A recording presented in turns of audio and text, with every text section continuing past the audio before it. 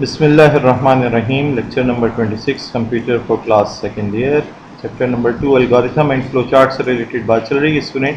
आज हम जो है फ्लो चार्टिंग रूल्स की बात करेंगे कि जब आप फ्लो चार्ट बनाओगे तो कुछ बेसिक रूल्स हैं, कुछ इंस्ट्रक्शंस हैं जिनको आपको स्टैंडर्ड रूल्स उनको फॉलो कर लेना चाहिए ना। उससे क्या होगा कि हर कोई आपके फ्लो चार्ट को इजीली अंडरस्टैंड कर सकेगा।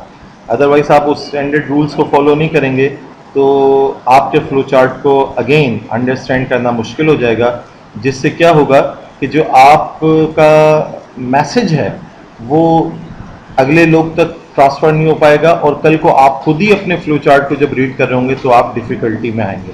तो आइए देखते हैं क्या फ्लो चार्टिंग रूल्स हैं। फ्लो चार्टिंग रूल्स के बारे में आपको बता रहे हैं कि while programmers have good deal of freedom in creating flow charts, ठीक है, यानी कि वैसे तो प्रोग्रामर बहुत आज़ाद हैं, उनको आज़ादी हासिल है फ्लो चार्ट्स को क्रिएट करने में। There are number of general rules हैं, जर्नल रूल्स बनाए गए हैं and guidelines recommended by the American National Standard Institute (ANSI) to help standardize the flowcharting process. Various computer manufacturers की बात करें and data processing departments usually have similar flowcharting standard, ठीक है।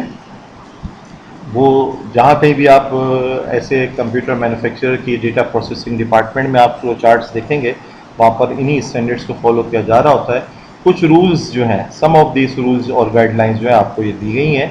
सबसे पहली बात, first chart the main logic, line of logic. Main line of logic आपने बनानी है कि बात यहाँ से शुरू होगी, फिर ये इनपुट्स होंगे, ये प्रोसेसिंग होगी, ये आउटपुट होगा, देन इनकॉर्पोरेट द डिटेल, फिर उनकी सब डिटेल्स जो है वो आप उसको सोच के या उसमें शामिल कर सकते हैं। ऐसे ही maintain a consistent level of detail, एक मुस्तकिल मिजाजी के साथ आपने डिटेल डालनी है। ऐसा नहीं है कि आपने जो है कहीं तो बहुत ज़्यादा डीप में बातों को बता दिया, कहीं आपने बिल्कुल ही हाईलाइट नहीं किया। तो एक दरमियानी सतह की मॉडरेट किस्म की जो आप डिटेल बता रहे हैं फ्लो चार्ट में, उसको मुस्तकिल मिजाजी के साथ लेकर चलें। Do not chart every detail और the flow chart will only, क्योंकि ग्राफिक रिप्रेजेंटेशन है step by step of the program. A reader who is interested in greater detail can refer to the program itself. आप जहन में रहे कि flow chart तो सिर्फ एक ग्राफिक रिप्रेजेंटेशन है ना। अगर किसी को बहुत ज़्यादा डिटेल्स चाहिए कि ये प्रोसीजर या ये मॉड्यूल कैसे रन हो रहा है या ये काम हो कैसे रहा है, एक्चुअली कैसे वर्किंग हो रही है, तो वो प्रोग्रामिंग या कोडिंग के अंदर जा सकता है। तो इस एतबार से आप जो है वो जो मिनिमम एक लेवल की डिस्क्रिप्शन हो सकती है वो आप डालेंगे, जो कि कुछ एग्जांपल से भी हम सीख भी जाएंगे।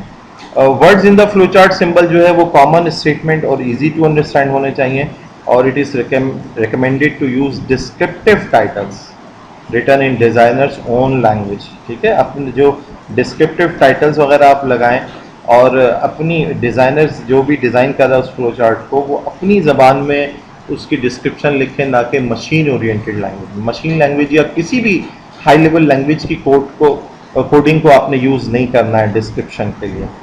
Be consistent in using names and variable. आप उसमें जो नेम्स और वेरिएबल्स यूज़ करेंगे उसमें भी आपने ख्याल रखना है कि जो वेरिएबल नेम यूज़ किया उसको थ्रू आउट उसी को यूज़ करना है। फिर ऐसा ना हो कि वो ऊपर आपने किसी और वेरिएबल का जिक्र किया, जब आप उसको नीचे यूज़ कर रहे हैं तो आपने कुछ उसमें वेरिएशन कर दी।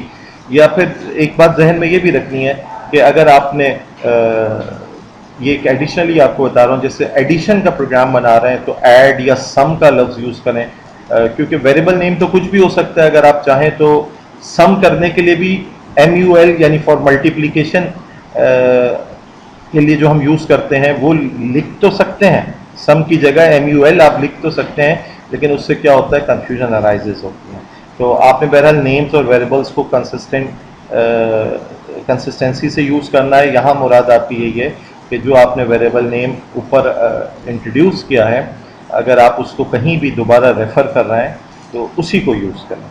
गो फ्रॉम लेफ़्ट टू राइट। एक तो आप अपनी फ्लो चार्ट के बिल्कुल पेज के लेफ़्ट से शुरू होंगे, left side of the page से, and top of the page से शुरू होंगे, फिर बॉटम की तरफ आना, लेफ़्ट टू राइट या टॉप टू बॉटम मूव करना है, ताकि आपके सफ़े का अगर आपने कुछ हिस्सा फ्लो चार्ट का पेज से बाहर जा रहा है तो ऑन पेज कनेक्टर लगा के आप उसको right side of the page के ऊपर भी शो कर सकते हैं। ठीक है, तो इस चीज़ का ख्याल रखें कि आपका फ्लो चार्ट जो है एक्सट्रीम लेफ्ट से शुरू हो और टॉप ऑफ द पेज से शुरू हो, फिर वो लेफ्ट टू राइट मूव कर रहा हो और टॉप टू बॉटम मूव कर रहा हो। Keep the flow chart as simple as possible. Crossing of flow lines नहीं होनी चाहिए, उसको जितना बचा सकते हैं बचाएं।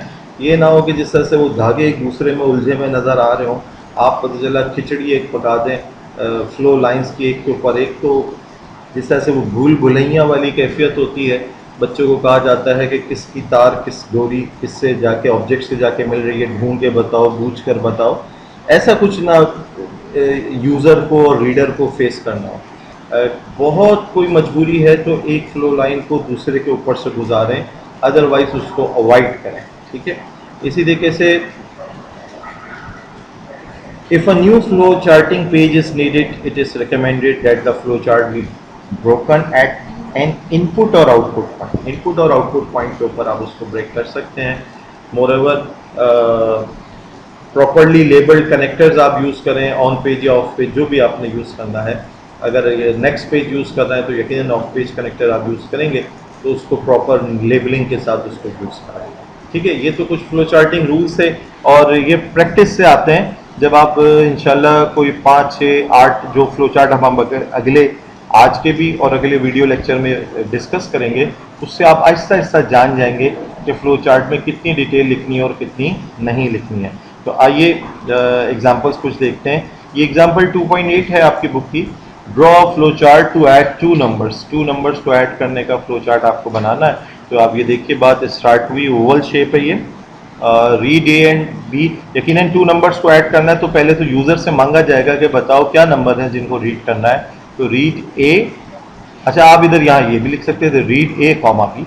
बहरहाल read A read B 2 inputs read किए गए और उसके बाद C is equals to A plus B, ये प्रोसेसिंग कराई गई।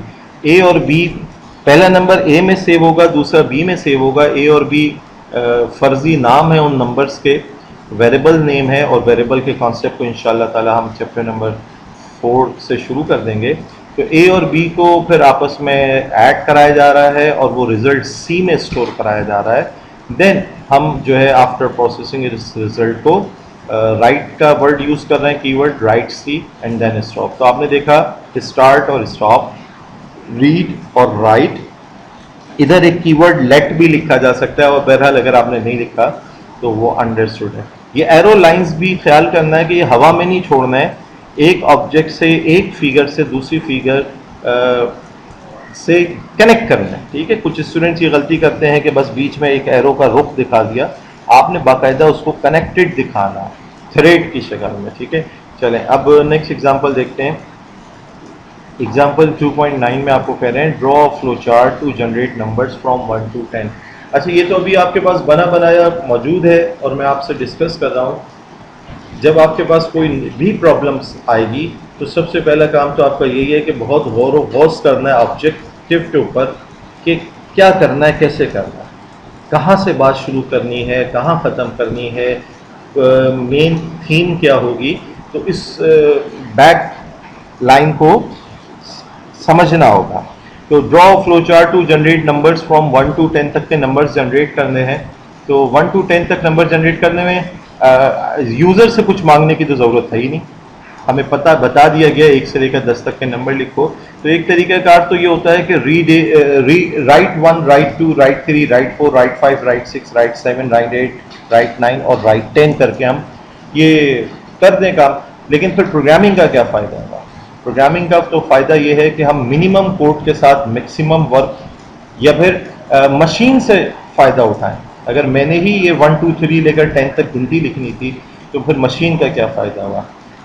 तो बात आप देखें, हम इधर एक लूप यूज़ करेंगे, स्टार्ट लेट ए बराबर है 0, ए की बात 0 से शुरू की और फिर उसके बाद ए की वैल्यू a+1, ए की वैल्यू में 1 इजाफा किया। अब चेक कर रहे हैं क्या ए की वैल्यू ग्रेटर देन 10 हो गई है। ए की वैल्यू इधर 1 ऐड होने से 1 तो हो गई, 1 + 0 इज फाइनली ए 1 हो चुका है। क्या 1 इज ग्रेटर देन 10 है? नो की सूरत में स्क्रीन पे 1 लिखो और फिर ऊपर जाओ और ए की वैल्यू में 1 इजाफा करो। ए की वैल्यू 1 है, 1 + 1 इज 2, अब वो 2 इज ग्रेटर देन 10, नो, दोबारा अभी उसने 2 लिखा, देन अगेन ऐड किया 1, 3, 3 इज ग्रेटर देन 10, नो, फिर 3 भी लिखा, फिर 4, 5, 6, 7, 8, 9, 10 तक पहुंच गया। 10 इज ग्रेटर देन 10, 10 बराबर होता है, ग्रेटर तो नहीं होता, तो 10 इज ग्रेटर, अभी भी नो की सूरत हाल है, राइट, उसने 10 भी लिख दिया। फिर उसके बाद 10 + 1 इज 11, अब ए की वैल्यू 11 हो गई है, क्या 11 ग्रेटर देन 10 है? यस, यस की सूरत में अब वो स्टॉप हो जाएगा। तो आपने देखा कि मुख्तसर से फ्लो चार्ट के अंदर हमने 1 से लेकर 10 तक गिनती लिखी। अच्छा स्टूडेंट, यहाँ ये बात आपको बहुत अच्छी सी बता दूं कि आपको प्रैक्टिस करनी चाहिए कि ए की वैल्यू 0 के बजाय 1 से अगर शुरू करें तो कोड कैसा होगा। आप इधर ए ग्रेटर देन 10 के बजाय ए ग्रेटर देन 11 या लेस देन 11 लिखना चाहें तो क्या होगा, ठीक है। तो इस तरह के मुख्तलिफ चेंजेस करके, ज़रूरी नहीं कि मेरा और आपका फ्लो चार्ट एग्जैक्ट सेम हो।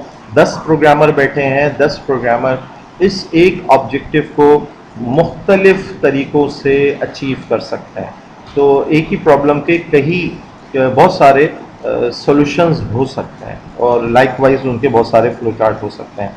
तो अब आपका टास्क है इस वीडियो लेक्चर को देखने के बाद, अगर आप इस फ्लो चार्ट को मामूली तब्दीली के साथ करके बना सकते हैं, आप इतने ब्रिलियंट हैं, बना सकते हैं, तो मुझे बना के व्हाट्सएप कीजिए और फिर उसके बाद अगर कोई प्रॉब्लम हो तो हम इंशाल्लाह ताला डिस्कस करेंगे। जज़ाकल्लाहु खैर, सी यू नेक्स्ट टाइम इंशाल्लाह। अस्सलामु अलैकुम व रहमतुल्लाहि व बरकातहू।